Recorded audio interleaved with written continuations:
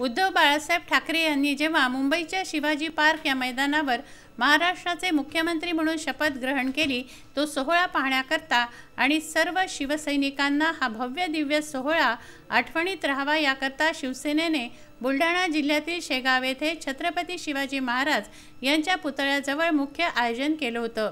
या आयोजनामध्ये शिवसेना, राष्ट्रवादी काँग्रेस आणि काँग्रेस पक्षाचे सर्व कार्यकर्ते सहभागी होते। त्यांचा आनंद त्यांच्या चेहऱ्यावर दिसून येत होता। खरोखर माननीय बाळासाहेब ठाकरे हिंदू हृदय सम्राट आज जर का असते तर शिवसैनिकांचा आनंद अतिशय अधिक असता। संपूर्ण वातावरण यावेळी भगवामय दिसत होतं। या संपूर्ण सोहळ्यामध्ये आमच्या प्रतिनिधींनी शिवसेना, राष्ट्रवादी काँग्रेस आणि काँग्रेस पक्षाच्या कार्यकर्त्यांच्या प्रतिक्रिया घेतल्या।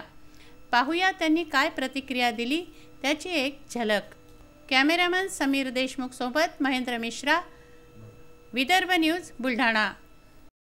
हिंदू हृदय सम्राट आदरणीय बाळासाहेब ठाकरे यांनी आज या ठाकरे घराण्यातला प्रथम मुख्यमंत्री होत आहे।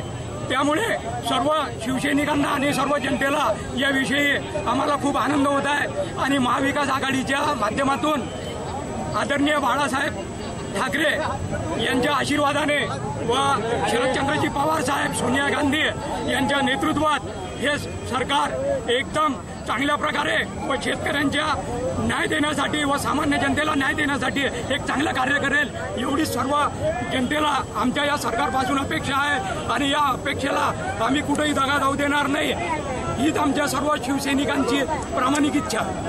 एकंदरीत शेतकरी जो आहे त्यांचा किंवा इतर जनतेला कुठेही त्यांच्या विश्वासाला तडा जाऊ नये याकरता शिवसैनिक सक्षम राहतील आणि तयार राहतील।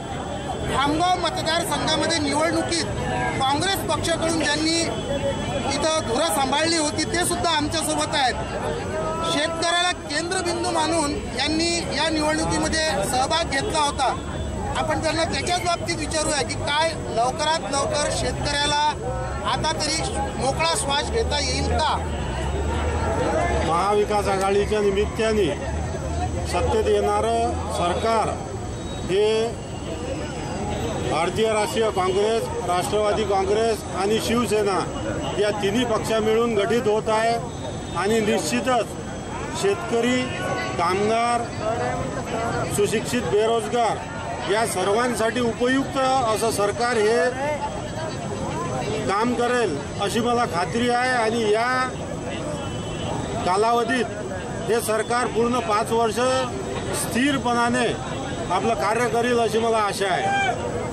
कुठेतरी कार्यकर्त्यांच्या मनात सुद्धा असा एक संभ्रम आहे की 5 वर्ष सत्ता चालते नाही चालत, परंतु आम्ही सुद्धा या सत्तेला खरोखर शुभेच्छा देऊया आणि महाराष्ट्राच्या जनतेचं हित जोपासून या सत्तेनं काम करावं।